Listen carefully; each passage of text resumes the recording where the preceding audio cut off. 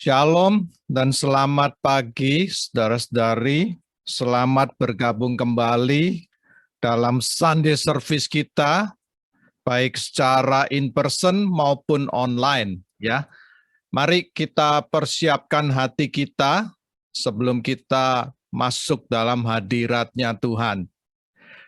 Sebelum kita mulai, saya persilakan Aliong untuk membuka dalam doa ya. Silakan Liong. Ya, kita satukan hati kita ya. Bapa, di dalam nama Yesus Kristus, Tuhan, kami ucap syukur Tuhan untuk hari Sabat ini Tuhan, di mana kami semua boleh datang mencari wajah-Mu Tuhan. Kami boleh datang untuk menghampiri tata kasih anugerah-Mu Bapa. Tuhan, kami rindu untuk membuka hati kami, untuk mendengar firman-Mu, dan kami rindu untuk memuji, menyembah Engkau Tuhan. Kami mau merayakan Tuhan.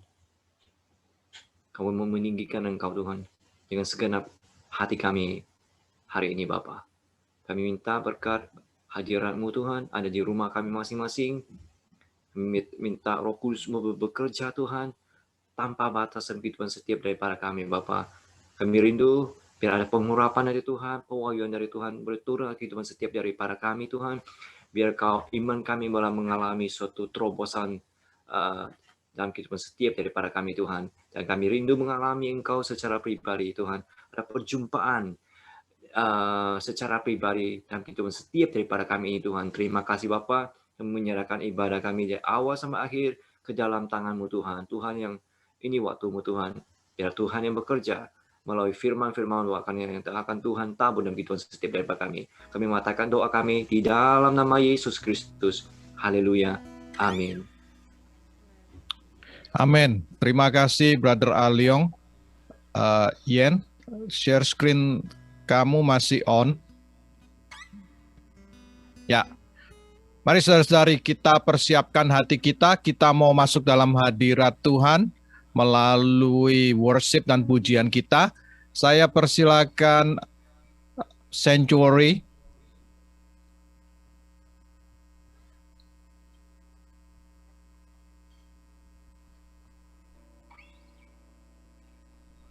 Shalom saudara yang kasih dalam Tuhan. It's good to see you again. It's because of grace of God that we're gonna be still here and we're together and pray, worship Him and praise Him. Sebelumnya saya mau bacakan dari 2 Korintus 12. Karena kita tahu seringkali kita sebagai manusia kita lemah ya. Kita melakukan kesalahan yang seringkali kita tidak sadari atau kita ulangi tanpa kita merasa Tuhan lihat enggak ya? Kita berusaha untuk merasa mungkin Tuhan kita tidak melihat, tapi Dia menyadari kelemahan kita sebagai manusia ya. Saya mau membacakan ini. Tetapi jawab Tuhan kepadaku, cukuplah kasih karuniaku bagimu, sebab justru dalam kelemahan kuasaku menjadi sempurna. Sebab itu terlebih suka aku bermegah atas kelemahanku, supaya kuasa Kristus turun memanggil aku. Praise the Lord, He is good, and all the time He is good, and His love endures forever. Amen. Yes, amen. Let's sing the prayer of God. Hallelujah.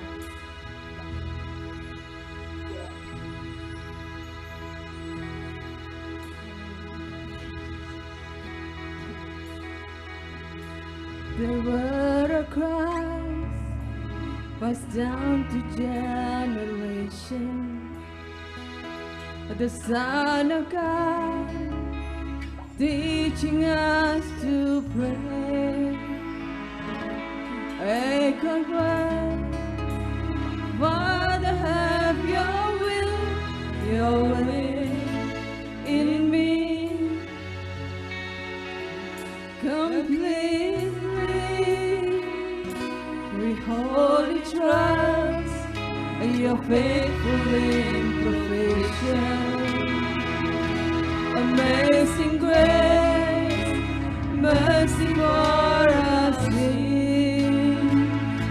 May we forgive the way that you've forgiven us, oh Lord, so we can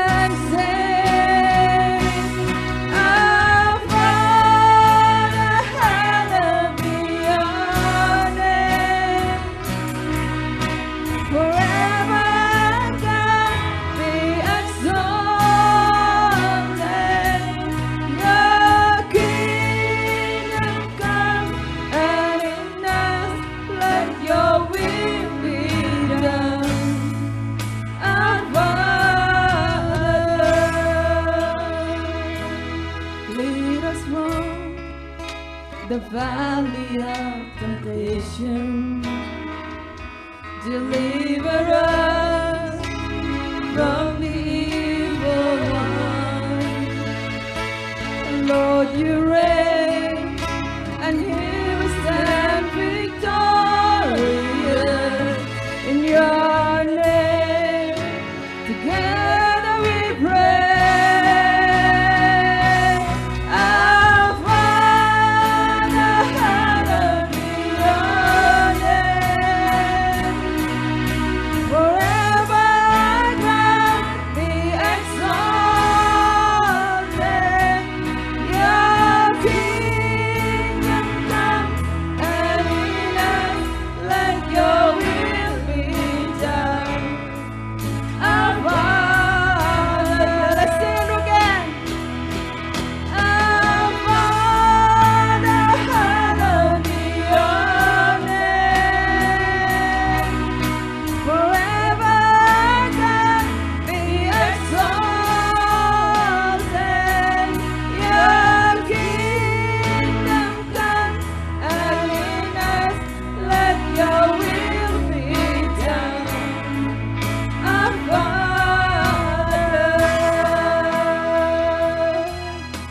yours is the kingdom and power and glory, God of authority and goodness. Yours is the wisdom and honor forever and always and always.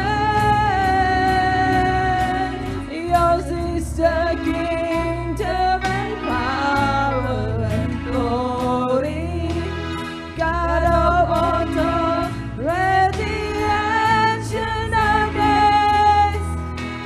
Yours is the wisdom and honor forever and always. We pray. Our Father, hallowed be your name. Forever God be exalted. Your kingdom come, and in us let your will be done. Our Father, our Father, our Father, hallowed be your name. Forever God be exalted. Your kingdom come, and in us let your will be done. Our Father, we pray. Our Father, we pray. Our Father, let's give Lord Jesus. Hallelujah. Praise your name, Lord. We belong to you, Lord. Let your kingdom come. Let your will be done in our life, Jesus. Hallelujah. You're good, you're good, you're so good, Jesus. You want to shout your name? Let's sing it together, church.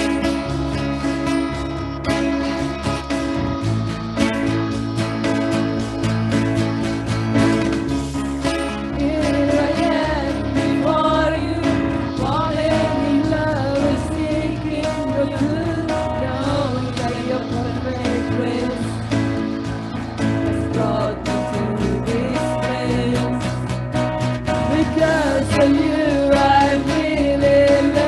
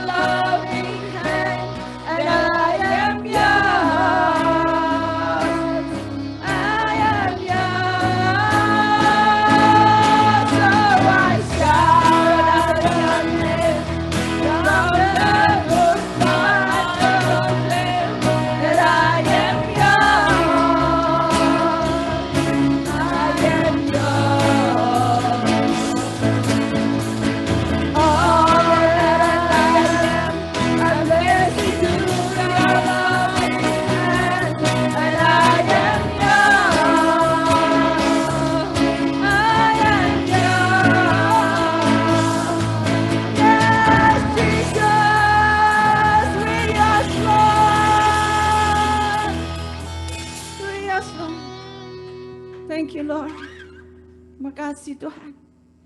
Kami adalah milik-Mu ya Tuhan. Bolehlah Engkau pakai kehidupan kami Tuhan. Boleh kami membawa kemuliaan bagi nama-Mu ya Tuhan. Haleluya. Kami terima kasih Tuhan atas karya keselamatan dalam kehidupan kami Tuhan. Kuasa kesembuhan Tuhan dalam kehidupan kami. Kami berterima kasih Tuhan atas kehidupan kami yang baru ya Bapa. Untuk kami boleh menjadi anak-Mu ya Tuhan. Kami boleh memanggil Engkau Bapa. Kami berterima kasih ya Bapa. Terima kasih. Kau sungguh baik. Haleluya.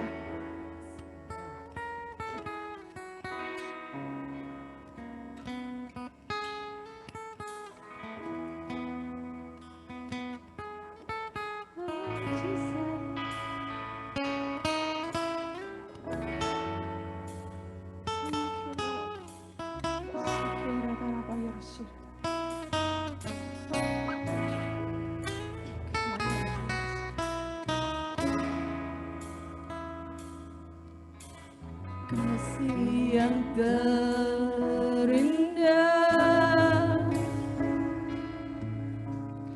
hati yang mulia, hanya ku temukan di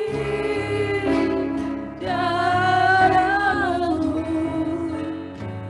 Yesusku. Pujian dari hatiku selalu di setiap waktuku, tiada pernah berubah kasih-Ku.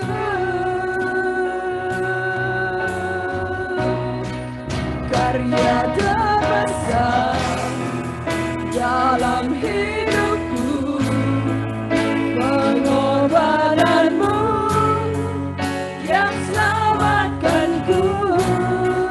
Engkaulah harta yang tak ternilai, yang ku miliki dan ku hargai. Yesus, Engkau ku kagumi. Let's say it from the top.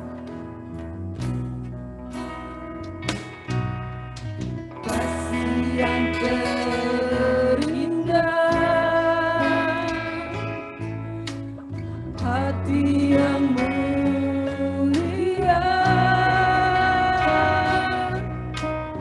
hanya ku temukan di dalam-Mu, Yesusku. Pujian dari hatiku selalu di setiap waktuku, tiada pernah berubah kasih-Ku. Harga terbesar dalam hidupku, pengorbanan-Mu yang selamatkanku. Engkaulah harta yang tak ternilai, yang ku miliki dan ku hargai. Yesus, Engkau ku kagumi.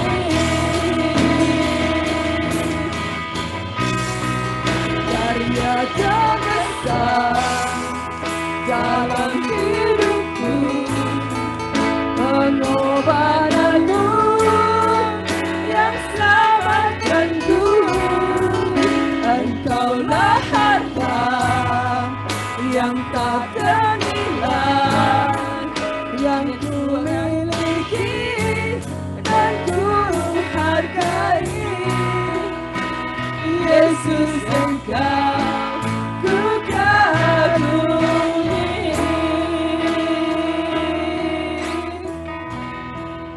Karya terbesar dalam hidupku, pengorbananmu yang selamatkanku. Engkaulah harta yang tak ternilai yang ku miliki dan ku hargai. Yesus, Engkau ku kagumi. Yesus, Engkau ku kagumi. Yesus, Engkau ku kagumi.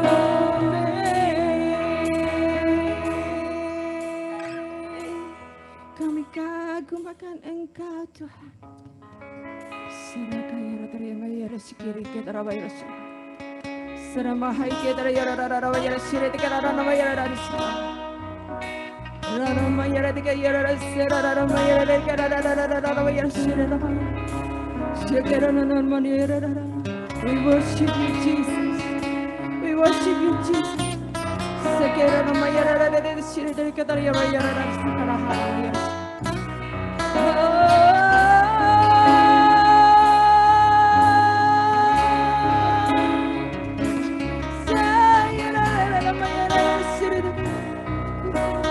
Jesus, we worship you, Lord.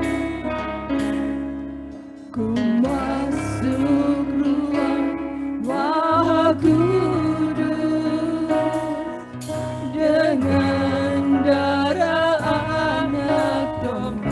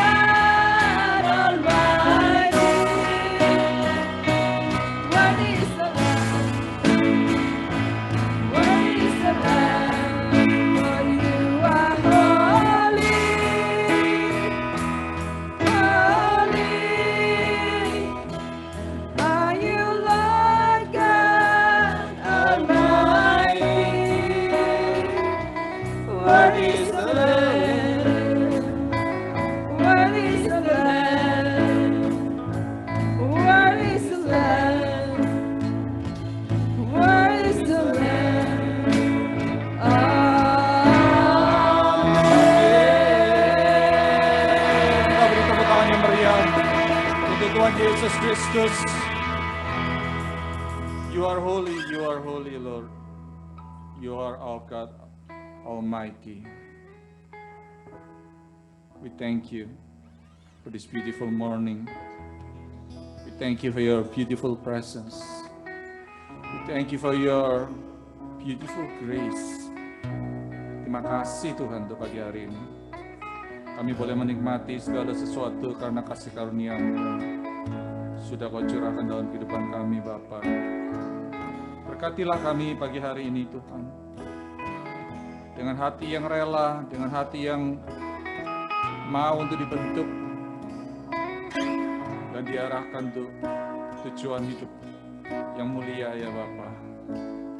Kami undang Roh Kudus, kami undang Roh-Mu yang kudus untuk bekerja di tengah-tengah kami. Thank you, Lord. Terima kasih, mari pagi hari ini kita ucapkan syukur pada Tuhan. Kita ambil waktu sebentar mengucap syukur. Mengucap syukur atas kebaikan-Nya. Mengucap syukur atas perlindungan-Nya. Mengucap syukur atas anugerah-Nya yang sudah dilimpahkan dalam kehidupan kita.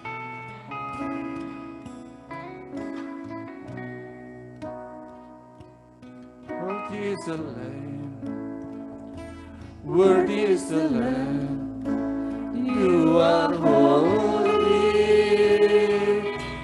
holy, are you Lord God Almighty, worthy is the Lamb, worthy is the Lamb, you are holy, holy, are you Lord God Almighty, worthy is the Lamb, worthy is the Lamb. Amen. Amen. God bless. Terima kasih Tuhan. Tim worship, thank you untuk hadirat Tuhan yang luar biasa pada pagi hari ini. Kami ucap syukur. Selamat pagi jemaat RGF yang terkasih dan seluruh audiens yang sudah bergabung di dalam ibadah kami pada pagi hari ini. Saya percaya kasih karunia Allah itu bekerja dengan berlimpah-limpah dalam kehidupan kita semuanya. Dan mari kita persiapkan hati, pikiran, roh kita untuk menerima firman Allah pada pagi hari ini, karena kita percaya bahwa Allah kita adalah Allah yang hidup, Allah yang mulia, Allah yang kudus, Allah yang dapat menyelamatkan kita semuanya. Haleluya. Pagi hari ini saya akan melanjutkan kembali, yaitu firman daripada minggu lalu yang saya sudah mulai mengenai peran gereja di dalam masa COVID, di mana saat ini begitu pentingnya masa-masa ini dalam kehidupan kita orang percaya, bagaimana kita dipersiapkan oleh Tuhan, bagaimana kita dituntun oleh Tuhan di dalam masa-masa ini, dan di dalam kita menjalani semuanya ini. Dan di minggu lalu, sebagai sedikit review, kita belajar bagaimana mempunyai identitas yang jelas sebagai gereja Tuhan. Diambil dari kitab 1 Petrus 2 ayat ke-9, dikatakan, kamulah bangsa yang terpilih, imamat yang rajani, bangsa yang kudus, umat kepunyaan Allah sendiri, supaya kamu memberitakan perbuatan-perbuatan yang besar dari Dia, yang telah memanggil kamu keluar dari kegelapan kepada terangnya yang ajaib. Haleluya. Saya berdoa identitas ini boleh kita terima, identitas ini boleh kita renungkan, boleh kita imani, boleh kita jalani dan hidupi dengan sungguh-sungguh, agar kita boleh menjadi pribadi yang berbeda, agar cara hidup kita berbeda, lifestyle kita berbeda, agar doa kita berbeda, agar pengharapan kita berbeda, agar kehidupan kita benar-benar mengalami suatu perubahan yang radikal, karena kita punya identitas yang berbeda sekali daripada sebelum kita mengenal Kristus. Pagi hari ini saya akan melanjutkan di tujuan atau peran gereja di dalam masa COVID, yaitu yang kedua, yaitu saya berikan judul bahwa di dalam masa COVID ini gereja selain mempunyai identitas yang jelas, harus punya identitas yang jelas, tapi gereja harus punya tujuan yang jelas. Gereja harus punya tujuan yang jelas, ya. Saudara yang di rumah mungkin bisa tanya kanan kiri, kalau ada orang lain, kamu udah punya tujuan yang jelas belum? Gitu ya. Tanya satu sama yang lain. Saya tanyakan kepada Bapak Ibu Saudara juga, baik di tempat ini maupun secara online, Anda sudah punya tujuan yang jelas belum dalam kehidupan ini? Anda sudah punya arah hidup yang jelas belum di dalam kehidupan ini? Karena kita sebagai orang percaya, kita harus punya tujuan yang jelas. Gereja berbicara tentang kita, orang percaya, orang yang sudah mengenal Kristus, Apakah kita mempunyai tujuan yang jelas di dalam kehidupan ini? Sebab banyak orang Kristen tidak punya tujuan yang jelas. Apalagi di masa-masa pandemik ini. Tergantung arah saja bagaimana gitu. Ngeflow aja tanpa suatu tujuan yang jelas. Tapi Tuhan mau kita untuk punya tujuan jelas. Yang setuju katakan amin. Ya. Kita harus punya tujuan yang jelas. Karena kalau kita tidak punya tujuan yang jelas, hidup kita akan diombang-ambingkan. Hidup kita tidak akan menentu dalam masa-masa ini. Hidup kita akan dipengaruhi oleh situasi. Hidup kita akan dipengaruhi oleh kondisi, oleh sosial media, oleh berita, dan lain-lain. Kita harus punya tujuan yang jelas. Nah, karena itu saya akan ambil firman pada hari ini tetap dari kitab yang sama, 1 Petrus pasal yang kedua, tapi saya ambil dari ayat yang kelima. Ayat yang kelima mungkin bisa ditampilkan di layar. Di sini dikatakan 1 Petrus 2 ayat kelima, dan biarlah kamu juga dipergunakan sebagai batu hidup untuk pembangunan suatu rumah rohani bagi suatu imamat kudus untuk mempersembahkan persembahan rohani yang karena Yesus Kristus berkenan kepada Allah. Biarlah kamu dipergunakan sebagai batu hidup untuk pembangunan rumah rohani bagi suatu imamat kudus untuk mempersembahkan persembahan rohani yang karena Yesus Kristus berkenan kepada Allah. Kita berdoa sebentar, Tuhan, taruh firman ini dalam kehidupan kami, Tuhan, sebagai batu-batu yang hidup, sebagai orang-orang percaya, sebagai bagian daripada gereja-Mu, sebagai umat yang sudah menerima identitas. Kami minta di dalam nama Tuhan Yesus, Engkau materaikan firman ini, Bapa. Kami minta firman ini menjadi firman yang hidup, firman yang berkarya, firman yang berkualitas di dalam kehidupan kami, firman yang membangkitkan iman kami, Bapa. Kami mengucap syukur pada pagi hari ini. Sekali lagi Tuhan, urapi firman ini, urapi umat-Mu dimanapun mereka berada, Bapak. Di rumah-rumah, baik di tempat ini, di gereja, Tuhan urapi secara khusus supaya Roh Kudus bekerja di hati kami. Terima kasih Bapak, di dalam nama Tuhan Yesus Kristus, kami mengucap syukur dan berdoa. Amin. Amin. Kita dipergunakan sebagai suatu batu yang hidup. Artinya apa? Kita diarahkan, kita dibentuk oleh Tuhan, kita disusun rapi menjadi suatu bangunan Allah, menjadi bait Allah yang kudus. Kita adalah batu-batu yang hidup, bukan batu yang mati. Kita adalah batu yang dipersiapkan oleh Tuhan menjadi suatu pembangunan rumah yang rohani. Menjadi rumah yang rohani. Di dalam masa pandemik ini saya percaya banyak kita dibentuk oleh Tuhan. Saya pribadi dibentuk oleh Tuhan. Ya, mengalami banyak tekanan, mengalami banyak gesekan, mengalami banyak situasi demi situasi yang membuat saya juga harus banyak bergantung kepada Tuhan. Nah, kita sebagai batu hidup, kita digesek, dibentuk. Sebab tidak ada batu yang tidak dibentuk. Jika batu itu tidak dibentuk, maka batu itu tidak dapat dipakai menjadi suatu pembangunan rumah Allah yang indah, rumah Allah yang rohani. Nah, karena itu kita persiapkan hidup kita ini supaya menjadi rumah Allah, menjadi suatu tujuan Allah, menjadi satu identitas Allah yang jelas di muka dunia ini. Namun sayangnya kadang-kadang gereja tidak siap dalam masa-masa COVID. Gereja banyak bingung, gereja banyak mengalami kemunduran. Banyak orang Kristen malah akhirnya jadi loyo gitu ya dalam masa-masa pandemi ini. Aduh, ini susah nih, kerjaan jadi lebih susah. Atau mungkin yang sudah dapat unemployment menjadi, dah aku nggak usah kerja dulu, dah santai-santai aja dulu. Jadi kita malah kadang-kadang malah mundur, malah mengurangi aktivitas kita. Kita tidak meresponi firman Allah ini dengan baik sehingga kita dibangun dan dibentuk menjadi suatu batu yang hidup. Efesus 2 ayat 21 berkata, di dalam Dia kita bertumbuh seluruh bangunan rapi tersusun menjadi bait Allah yang kudus di dalam Tuhan. Nah, di Ibrani 3 ayat 4 berkata bahwa Tuhanlah ahli bangunan itu. Amin. Tuhanlah yang membangun kita semuanya.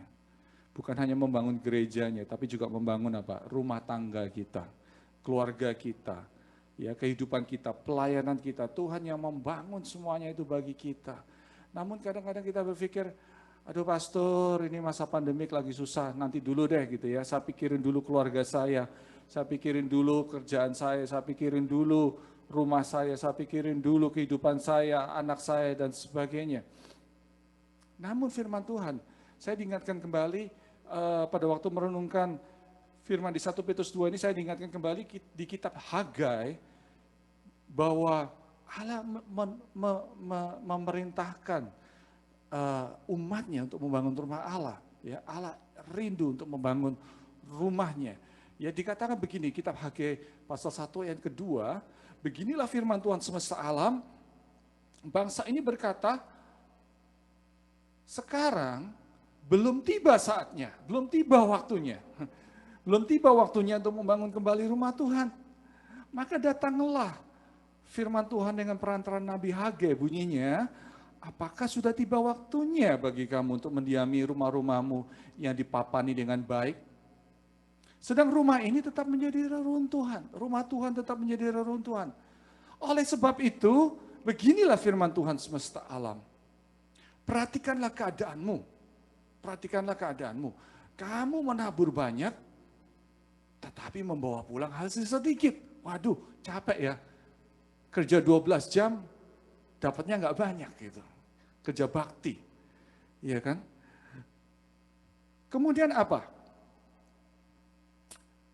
Kamu menabur banyak tapi membawa pulang hasil sedikit. Kamu makan tapi tidak sampai kenyang. Wow. Kamu makan tapi tidak sampai kenyang. Pernahkah saudara makan ke restoran yang mahal atau enak tapi saudara nggak puas? Rasanya kok nggak nikmat gitu ya kehidupan ini. Rasanya makanan-makanan ini tidak bisa dinikmati. Atau engkau minum tapi tidak sampai puas. Kamu berpakaian tetapi badanmu tidak sampai panas. Artinya kita tidak bisa mengalami kepuasan hidup. Kita tidak bisa menikmati kehidupan itu dengan baik. Dan orang yang bekerja untuk upah, ia bekerja untuk upah yang ditaruh di dalam pundi-pundi yang berlobang. Ini yang paling gawat. Udah kerja keras, uangnya mengalir terus, hilang gitu ya. Bukannya terkumpul tapi habis. Ya, tidak bisa disimpan. Beginilah firman Tuhan semesta alam ayat 7. Perhatikanlah keadaanmu. Jadi naiklah ke gunung Tuhan maksudnya, bawalah kayu dan bangunlah rumah itu. Perhatikan rumah itu rumah huruf besar, maka aku akan berkenan kepadanya dan akan menyatakan kemuliaanku di situ. Firman Tuhan. Haleluya. Jadi tujuan gereja adalah membangun rumah Tuhan. Tujuan gereja adalah membangun rumah Tuhan. Dan apakah itu rumah Tuhan? Rumah Tuhan tidak lain adalah kita orang-orang percaya. Kita belajar membangun kehidupan di dalam Tuhan. Sebagai orang-orang yang percaya. Ada 3 hal yang saya ingin sampaikan pada pagi hari ini. Sebelum kita nanti juga akan mengambil perjuangan kudus. Ada 3 hal yang kita harus bangun dalam kehidupan kita sebagai orang percaya. Yang akan membawa kita masuk di dalam rencana Allah ini. Jadi kita punya tujuan yang jelas di dalam Tuhan, punya arah hidup yang jelas di dalam Tuhan. Yang pertama, dikatakan di 1 Petrus 2 ayat kelima tadi bahwa kamu dipergunakan sebagai batu hidup untuk pembangunan suatu rumah rohani. Katakan rumah rohani. Ya, rumah rohani. Bukan rumah jasmani, tapi rumah rohani. Bukan rohana juga gitu ya. Rumah rohani. Apa itu rumah rohani? Apa ini maksud dengan rumah rohani? Rumah rohani adalah seorang pribadi atau sebuah pribadi yang berfokus, yang pertama berfokus kepada hal-hal rohani. Ya. Rumah rohani adalah seorang pribadi yang berfokus kepada hal-hal rohani. Gampang kan? Apa itu rumah rohani? Rumah rohani adalah seorang pribadi yang berfokus pada hal-hal rohani. Apa itu hal-hal rohani? Gampang aja gitu ya. Saudara dan saya pasti tahu apa itu hal-hal rohani. Ya, misalnya kita berdoa, itu hal rohani. Ya, berdoa cari Tuhan, cari wajah Tuhan, itu hal rohani. Baca firman Tuhan, itu hal rohani. Amin. Pertanyaannya begini, kapan terakhir kita benar-benar berdoa sama Tuhan gitu, melewatkan waktu tenang saat teduh kita dengan Tuhan? Atau mungkin kapan terakhir kita benar-benar baca firman Tuhan dan kita merasakan betul-betul hadirat Allah pada waktu kita baca firman Allah itu. Ya. Kadang-kadang di masa pandemik seperti kelihatannya kita banyak waktu, tapi kita juga nggak banyak waktu, sibuk dengan hal-hal yang lain. Ya. Rumah rohani adalah seorang pribadi yang berfokus kepada hal-hal rohani. What is your focus during this pandemic? Apa fokus Anda pada masa-masa pandemik ini? Pastor, karena kerjaan susah ya, saya fokus cari kerjaan. Oke? Atau mungkin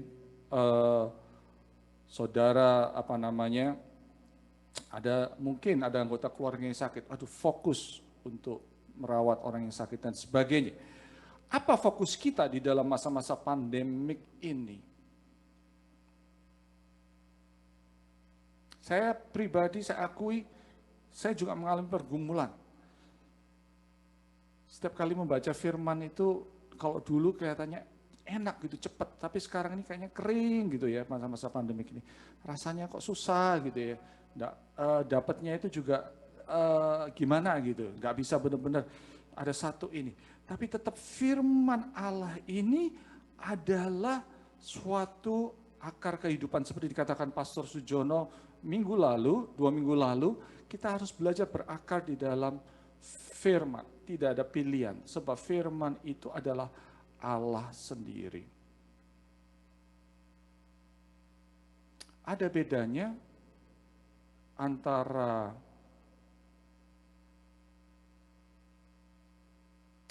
kita mencari firman Tuhan atau sekedar menonton firman Tuhan. Saat ini saya percaya di sosial media itu banyak sekali khotbah-khotbah yang bagus, gitu. Keren-keren, bagus-bagus, terkenal-kenal. Wah, kita sering dengerin khotbah. Kita nikmati khotbah orang-orang terkenal, gratis kok ya, bisa didengerin kapan aja gitu. Ya, apakah itu salah? Enggak juga gitu. Saya juga sering dengerin khotbah gitu. Tapi saya ingin katakan kepada Bapak Ibu Saudara di sini, ada bedanya antara hal rohani dan entertainment. Kalau kita cuma nonton, itu namanya entertainment. Kita nikmati, enak firmannya, aku disegarkan lagi firman. Oke, boleh-boleh aja, tapi ingat, firman Tuhan tidak bisa digantikan dengan entertainment. Kita tetap harus buka itu Alkitab, kita baca. There is no replacement for the word of God. Karena firman itu Allah sendiri. Firman itu ada Allah sendiri yang harus bersekutu dengan kita. Tanpa membaca firman Allah, maka hidup kita akan kering.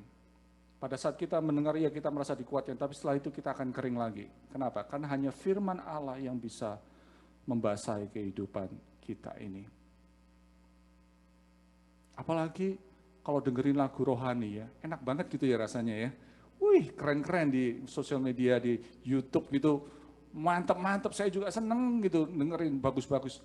Tapi ada bedanya antara dengerin lagu rohani dan worshiping God. Amin.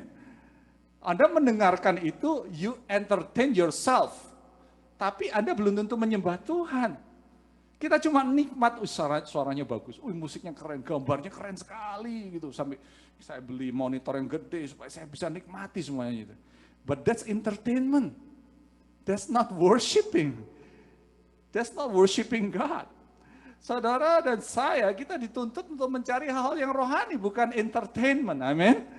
Kita belajar di dalam masa-masa ini, kita juga bukan cuma menikmati entertainment, but we really worship God. We really seek God's presence in our life. Kita benar-benar cari Tuhan.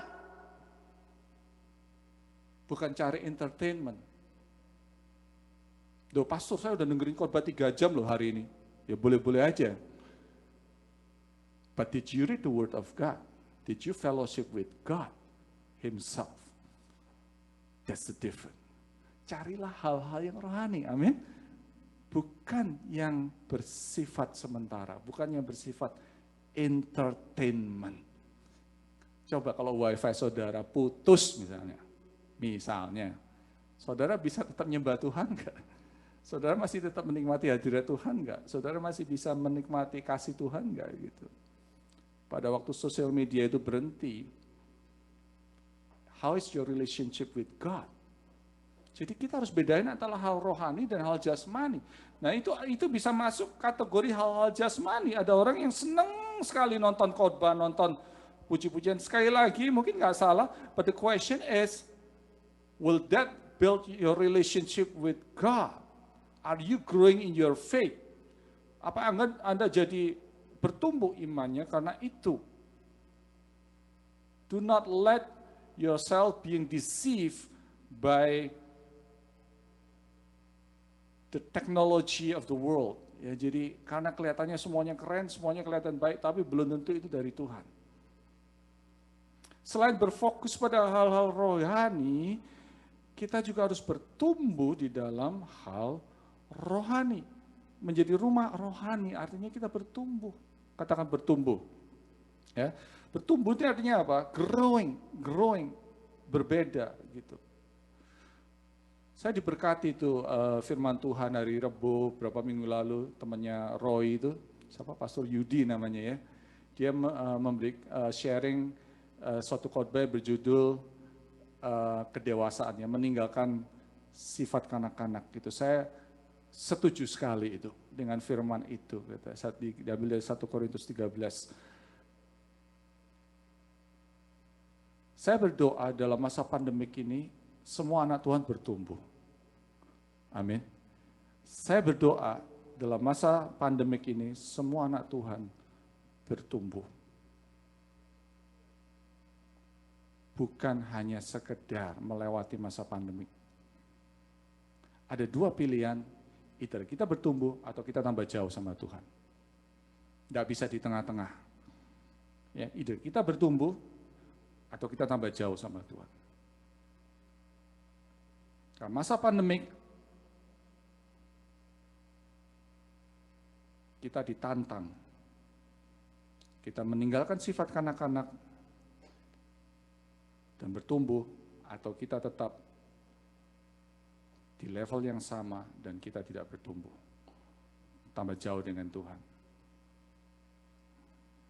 Dikatakan Pastor Yudi itu apa? Sifat kanak-kanak itu harus dibinasakan. Bukan hanya ditinggalkan, tapi dibinasakan. Itu bagus sekali kata itu. Ya, artinya apa? Artinya sifat kanak-kanak itu selalu melekat dalam kehidupan kita. Saya sendiri juga merasakan, saya renungkan, oh iya, saya ada sifat kekanak-kanakan itu ya. Artinya apa? Sifat kanak-kanak itu misalnya minta diperhatikan. Minta diperhatikan gitu. Kalau nggak diperhatikan marah. Ya, kalau kurang diperhatikan marah gitu. Saya kadang-kadang kalau nggak diperhatikan saya juga ikut marah. Misalnya istri saya sibuk gitu ya, saya kok nggak diperhatikan ya gitu. Saya jadi jengkel gitu. Itulah sifat kanak-kanak ya. Itulah sifat kanak-kanak gitu. Kita menuntut orang untuk memperhatikan kita. Kalau kita nggak diperhatikan, kita marah, kita kecewa, kita jengkel.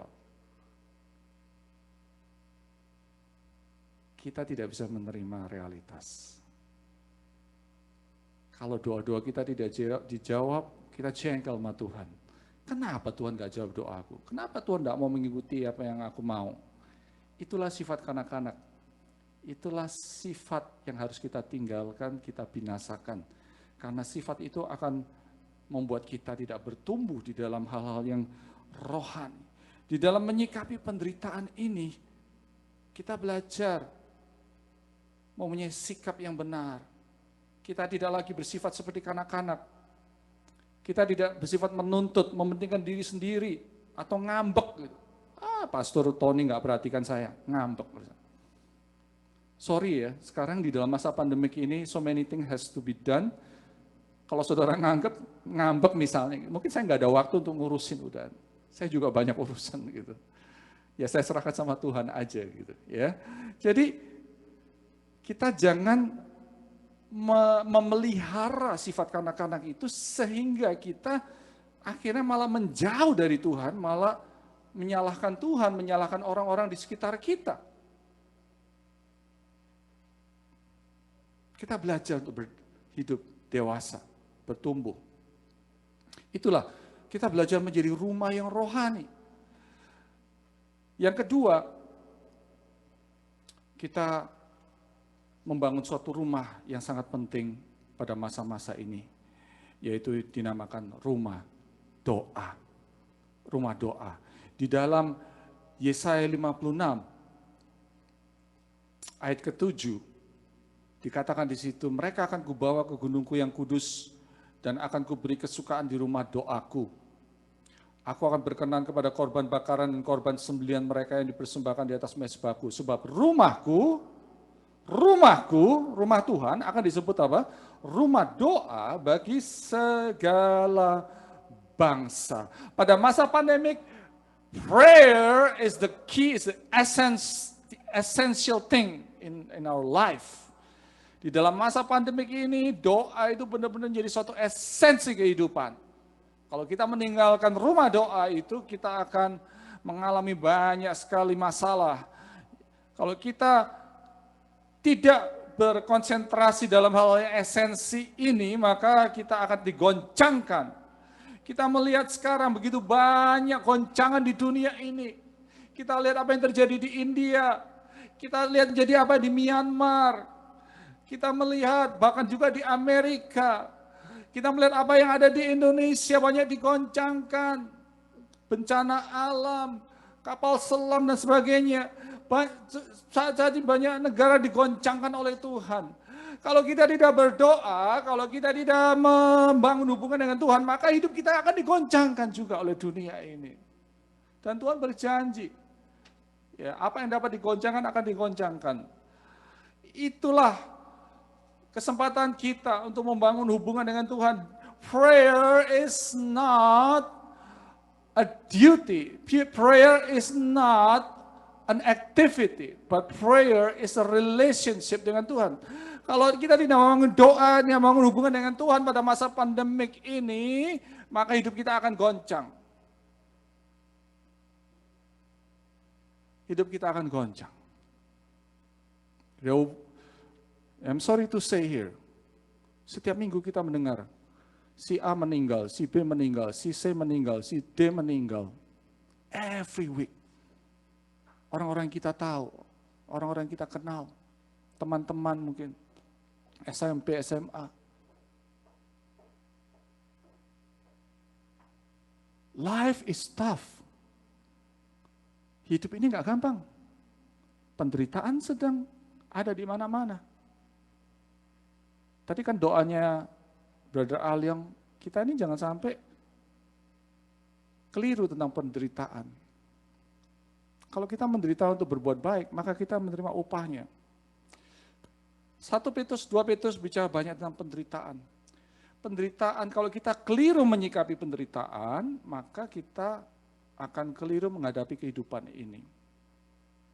Imamat raja nih bicara soal imam, dan tugas utama imam itu adalah berdoa. Pray. Kepala keluarga tugas utamanya berdoa. Istri tugas utamanya apa? Berdoa. Orang tua mendoakan anak-anak. Suami mendoakan istri, istri mendoakan suami. Prayer is essential in our life. Kalau kita nggak bangun hubungan doa yang baik dengan Tuhan, pada masa-masa ini, kita akan kehilangan arah. Kita akan kehilangan direction.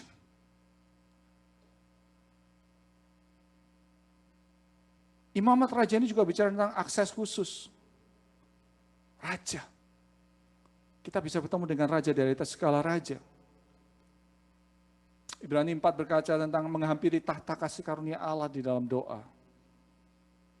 Kita bisa menikmati suatu fasilitas-fasilitas yang luar biasa yang tidak dipunyai oleh dunia ini. Imamat yang rajani. Bangsa yang kudus, umat kepunyaan Allah.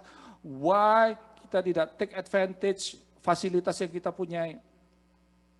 Minggu lalu saya sebutkan Prince Philip yang menjadi royal family dari kerajaan British.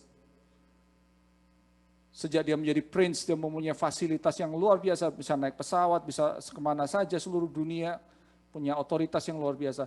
We are given the facility by the kingdom of God untuk merealisasikan kehidupan yang rohani di dunia ini. Take advantage of it. Karena kalau kita tidak mengerti akan hal ini, either you take it or you lose it. Otoritas, suatu akses doa untuk mendapatkan hikmat Allah, untuk mendapatkan tuntunan Allah. Dan yang ketiga adalah rumah pengajaran. Jadi yang pertama adalah rumah rohani, kedua rumah doa, yang ketiga adalah rumah pengajaran. Yesaya 2 ayat 2 berkata, akan terjadi pada hari yang terakhir, gunung tempat rumah Tuhan akan berdiri tegak di hulu gunung-gunung dan menjulang tinggi di atas bukit-bukit. Segala bangsa akan berduyun-duyun ke sana dan banyak suku bangsa akan pergi serta berkata, mari kita naik ke gunung Tuhan, ke rumah Allah Yakub supaya mengajar kita tentang jalan-jalannya dan supaya kita berjalan menempuhnya. Sebab dari Sion akan keluar pengajaran dan firman Tuhan dari Yerusalem. Pada saat-saat ini ada banyak orang mencari solusi kehidupan. Ratusan juta orang di India sedang mencari jawaban mengapa terjadi pandemik begitu luar biasa di negara itu saat ini. Mereka tidak mengerti, mereka sudah menyembah dewa-dewa, mereka sudah memberikan yang terbaik. Mereka sudah berasa hidup kudus, mandi di sungai Gangga, pokoknya semuanya dilakukan, tidak makan daging dan lain-lain. Tapi mengapa semuanya menimpa itu? Mereka mencari solusi itu, mereka mencari kebenaran itu. Dan kita mempunyainya. Kebenaran ada di tangan kita. Kebenaran ada di dalam rumah Tuhan, di dalam firman Tuhan. Kebenaran itu membebaskan kita. Kebenaran itu meneguhkan kita. Saya senang pada waktu kita Bible study di kelas Serve. Kita sharing-sharing. Banyak yang berkata, oh ya saya masa pandemik banyak bantu teman, konseling dan sebagainya, ngasih nasihat dan sebagainya. That's good. Dunia sedang kehilangan arah. Orang-orang sedang kebingungan. Rumah Tuhan harus bisa memberi jawaban, amin. Rumah Tuhan harus bisa menuntun jiwa-jiwa yang terhilang. Rumah Tuhan harus bisa membawa jiwa-jiwa itu kembali kepada jalan Tuhan. Gereja sangat diperlukan pada saat ini. Tidak ada jalan lain. Tidak ada jalan lain. Tapi sayangnya kadang-kadang gereja hanya berdiam diri dan tidak melakukan tugasnya. Rumah Tuhan adalah rumah roti. Kita nanti akan mengambil perjamuan kudus. Roti itu berbicara firman Tuhan.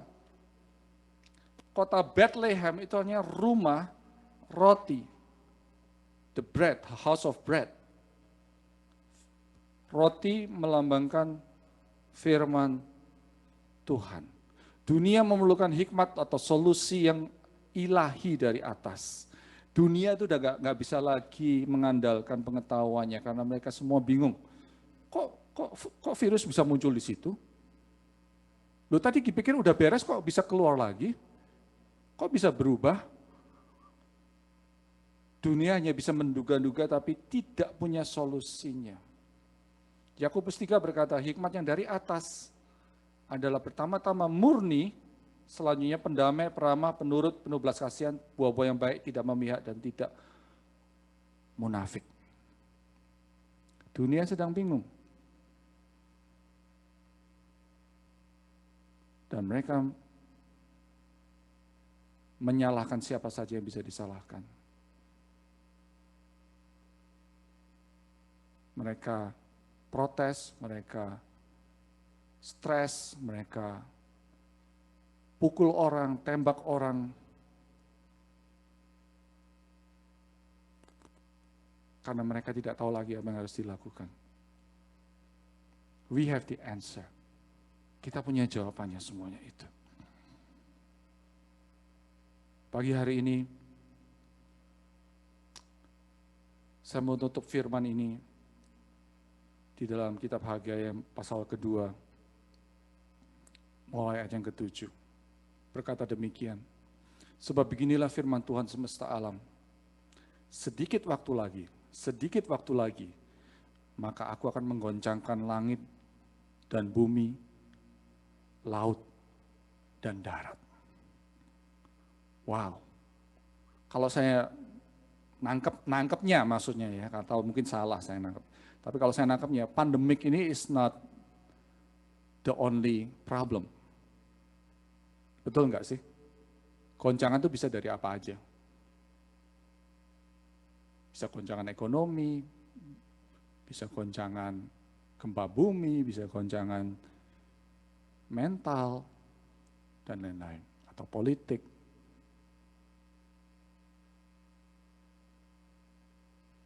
Anything can happen in this world.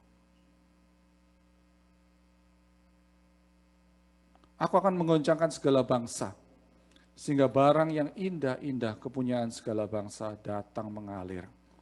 Wow. Maka aku akan memenuhi rumah ini, yaitu rumah Tuhan, huruf besar, rumah ini dengan kemegahan firman Tuhan semesta alam.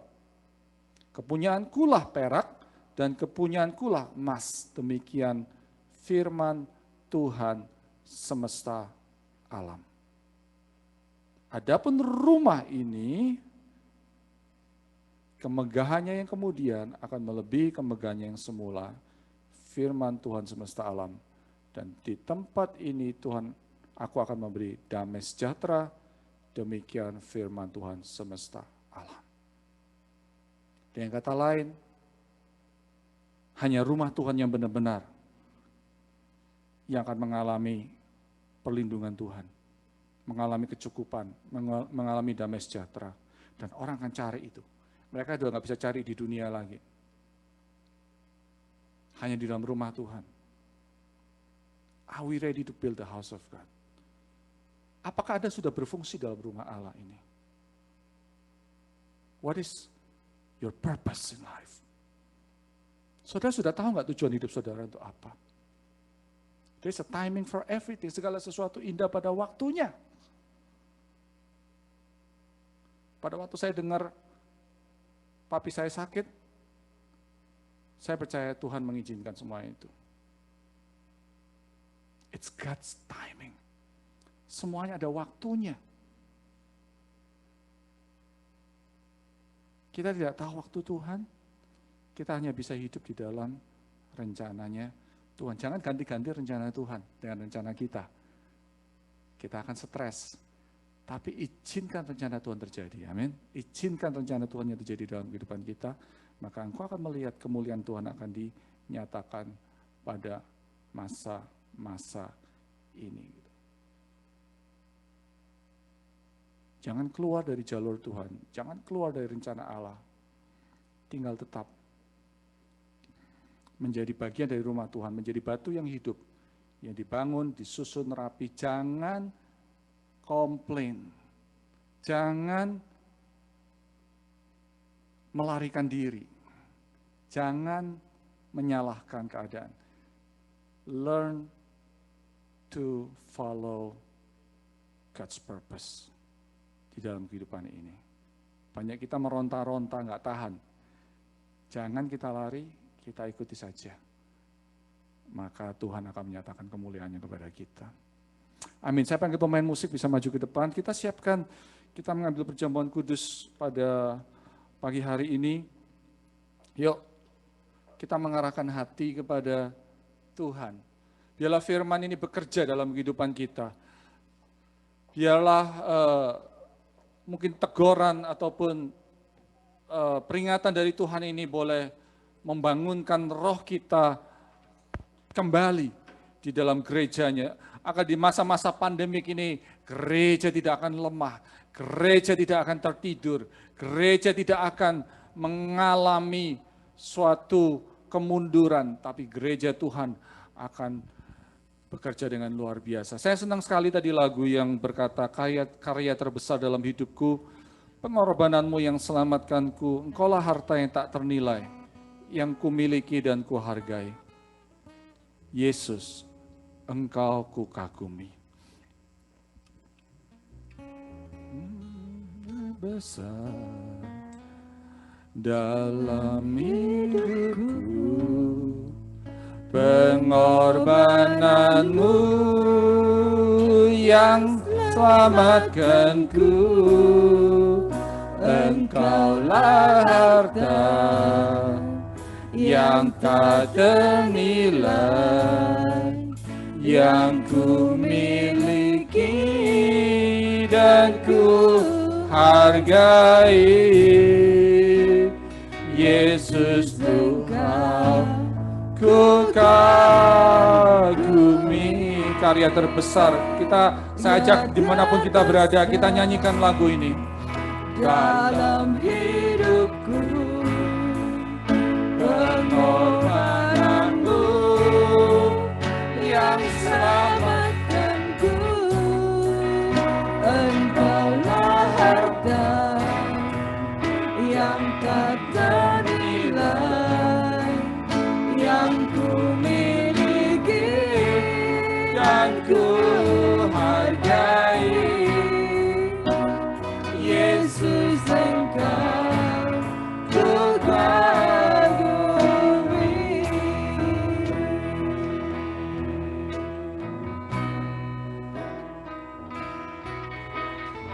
Kasih yang terindah,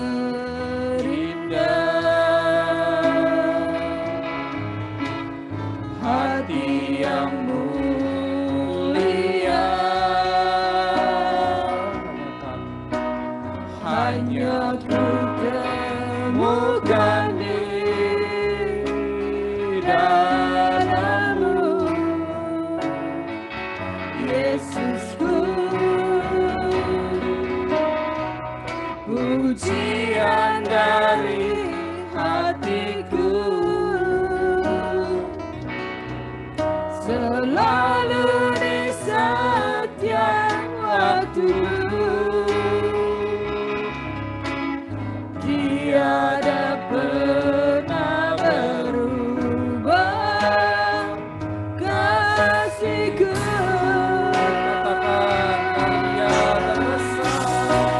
Karya terbesar dalam hidupku, pengorbananmu yang selamatkanku, engkaulah harta yang tak ternilai, boleh mengalami kuasa ilahi, boleh mengalami kebangkitan Tuhan.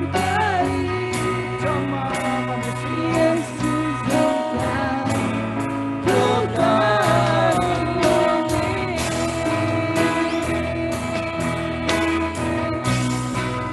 Karya terbesar dalam hidupku, pengorbananmu yang selamatkanku, engkaulah harta yang tak ternilai, yang ku miliki dan ku hargai.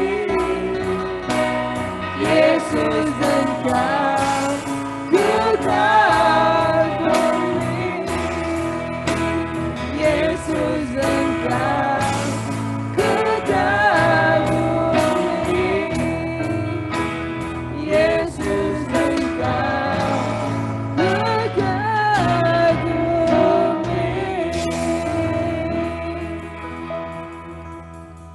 Mari kita ambil roti dan cawan ini. Kita persiapkan hati kita Mungkin saya yang di ruangan ini saya undang untuk bangkit berdiri untuk menyambut tubuh dan darah Kristus. Saya beri waktunya di rumah untuk mempersiapkan. Tuhan, kami mengundang hadirat-Mu turun di setiap tempat kami, Bapa. Roti dan anggur ini adalah lambang tubuh dan darah Kristus yang telah menebus dosa kami. Kami ditebus dengan harga yang begitu mahal. Kami tahu kami ini bukan barang murahan. Kami punya identitas yang kuat di dalam Allah Bapa. Biarlah identitas itu turun dalam hati setiap anak-anak-Mu Tuhan. Menjadikan kami pribadi-pribadi yang berbeda. Pagi hari ini kami telah menerima firman-Mu. Dan firman-Mu adalah seperti roti ini Tuhan yang akan kami makan. Sebagai tanda kami bersekutu dengan firman-Mu nih Bapa. Biarlah firman-Mu mengubah hidup kami. Firman-Mu menjamah hati kami. Firman-Mu menolong kami di dalam kehidupan ini Bapa. Terima kasih. Kuduskan roti ini, firman ini, kuduskan tubuh-Mu nih Bapa. Kami makan saat ini di dalam nama Tuhan Yesus.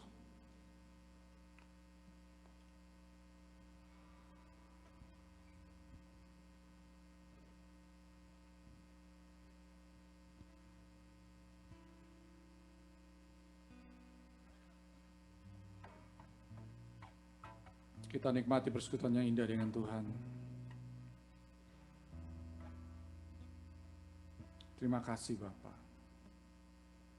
Terima kasih. Pengorbanan-Mu yang selamatkanku. Karya terbesar ya Bapa. Terima kasih. Kami akan mengambil dari cawan ini juga ya Tuhan.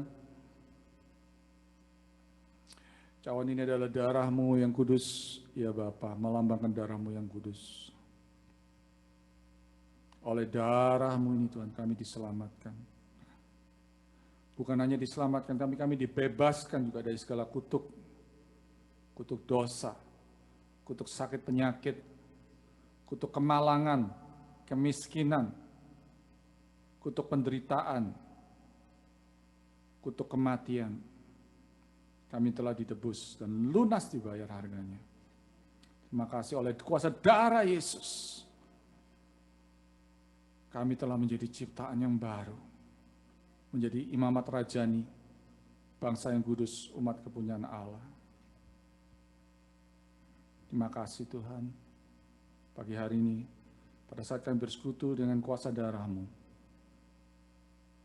maka iman kami juga akan dibangkitkan. Supaya kami kembali kepada hal-hal yang rohani. Kami kembali membangun rumah rohani kami, Bapak. Membangun rumah doa. Membangun rumah firman kami, Bapak. Sehingga kehidupan kami akan dituntun oleh-Mu senantiasa.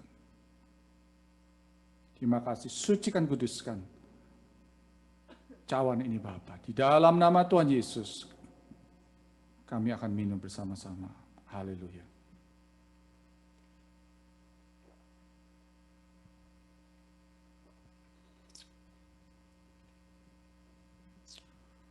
Oh Jesus, terima kasih.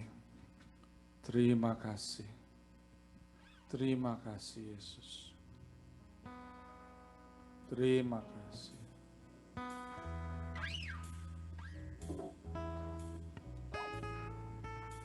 Terima kasih Bapak. Biarlah Bapak, dalam masa-masa ini kami boleh semakin dikuatkan, semakin mengalami kuasa-Mu Bapa.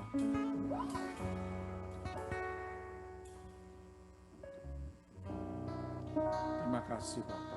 Materaikan kuasa tubuh dan darah Kristus di dalam kehidupan kami. Di dalam nama Tuhan Yesus Kristus, kita yang telah menerima dengan iman persekutuan ini, katakan amin. Amin. Tuhan memberkati. Dan saya serahkan kembali kepada Brother Peter.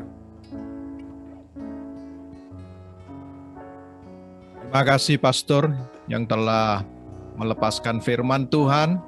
Bagi kita yang telah menerima firman Tuhan, kita tidak hanya menjadi pendengar tetapi menjadi pelaku firman ya. Terima kasih, Pastor.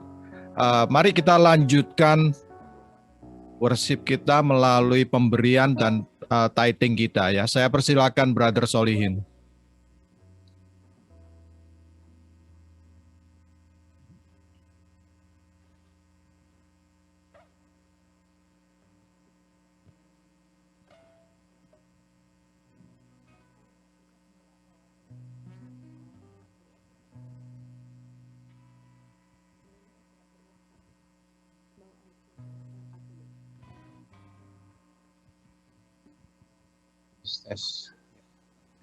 Ya, mari kita bersatu dalam doa, saudara-saudara semuanya.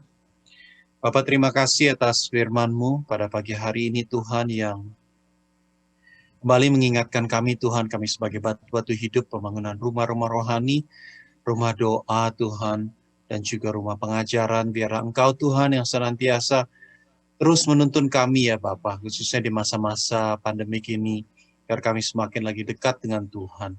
Terima kasih, berkati hamba-Mu, Pastor Tony, yang sudah menyampaikan firman-Mu. Kau pakai hamba-Mu lebih lagi bersama keluarga, ya Tuhan. Khususnya kami juga berdoa buat papanya Pastor yang saat ini sedang sakit, Tuhan juga menjamah. Kau juga yang Tuhan menyembuhkan dan menguatkan, Tuhan. Papanya Pastor Tony dan juga keluarga semua, keluarga besarnya, Tuhan memberikan kekuatan pimpinan Tuhan. Terima kasih ya Bapak. Tuhan, kami juga bersyukur atas kesempatan yang Tuhan berikan untuk kami, Tuhan, menyembah Engkau melalui persembahan kami, ya Tuhan, melalui apa yang Tuhan sudah berkati. Dan kami membawa Tuhan berkat kami yang Tuhan sudah berikan dalam rumah Tuhan untuk memperbesar kerajaan Tuhan di bumi ini.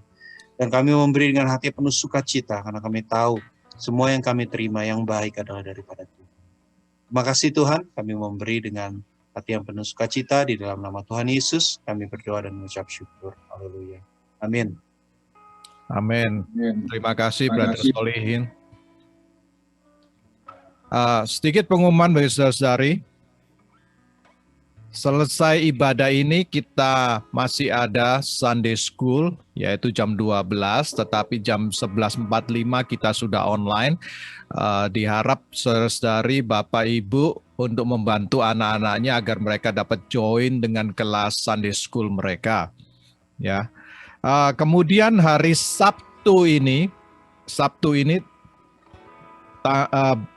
tanggal 8 jam 10.30 kita untuk ibu-ibu semua, untuk saudari-saudari, ada Women Conference yang di-hosting oleh IFGF Toronto dan IFGF New York.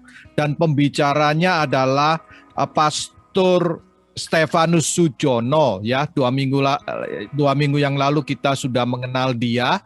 Jadi saudara-saudari, kalau Anda ada waktu hari Sabtu, usahakan hari Sabtu jam 10.30 pagi ada Women Conference yang di-hosting oleh IFGF Toronto dan IFGF New York. Oke. Kemudian iCare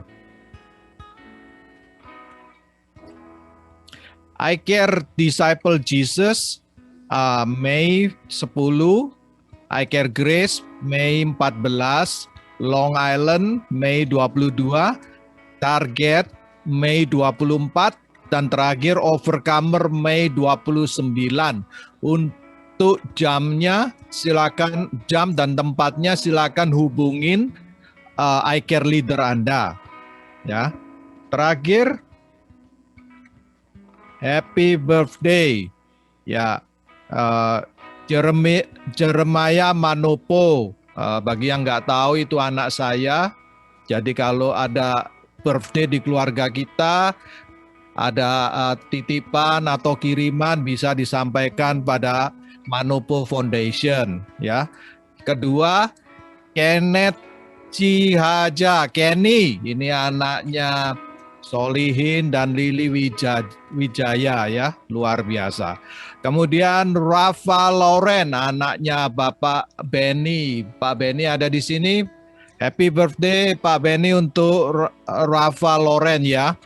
Kemudian Miracle Suhana Cornelius, dan terakhir Rinta Meti. Ya, demikian pengumuman saya.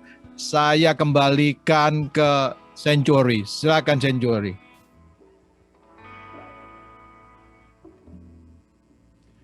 Haleluya. Terima kasih Brother Peter. Thank you for all your support. Thank you for being one with the rest of the church dalam masa-masa yang tidak mudah ini. Saya akan bacakan dari kitab Yesaya 60 ayat 1. Di sini dikatakan, bangkitlah, menjadi teranglah, sebab terangmu datang dan kemuliaan Tuhan terbit atasmu. Inilah waktunya kita menjadi terang. Ini waktunya kita bangkit. Ini waktunya kita berjalan dalam firman Tuhan. Bagi yang ada di sini, saya mungkin bisa bangkit berdiri. Kita akan berdoa untuk menerima berkat Allah yang sudah dipersiapkan bagi setiap anak-anaknya. Terima kasih Bapak untuk pagi hari ini. Kami telah mendengar firman. Biarlah sebentar kami akan berpisah, Tuhan akan menuntun setiap kehidupan kami, Bapa. Kami berdoa agar kekuatan Allah selalu menopang. Tantangan apapun yang kami hadapi pada saat ini, Tuhan, kami percaya itu tidak melebihi kekuatan-Mu. Dan Engkau akan menyediakan jalan keluar bagi kami. Terima kasih, jemaat terkasih. Pagi hari ini pulanglah, pergilah di dalam damai daripada Allah Bapa kita yang perkasa.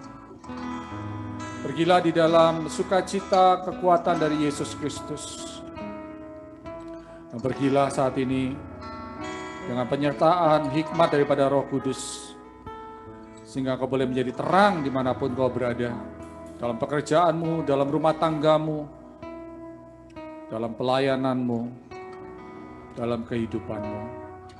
Terimalah berkat-berkat ini, supaya engkau menjadi imamat yang rajani, bangsa yang kudus, umat kepunyaan Allah sendiri. Terima kasih Bapa, terima kasih Tuhan Yesus, dan terima kasih Roh Kudus. Kami terima semua berkat ini di dalam nama Tuhan Yesus. Amin. Amin. Memuji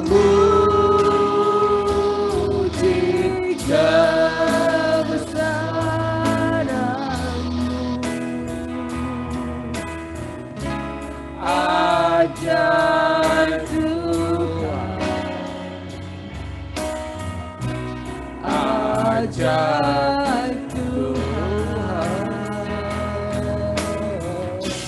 kami memuji kebesaran-Mu. Ajar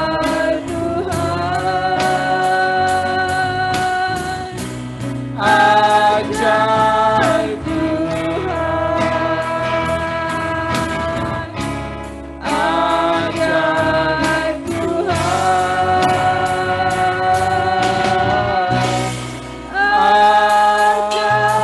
ajaib Tuhan.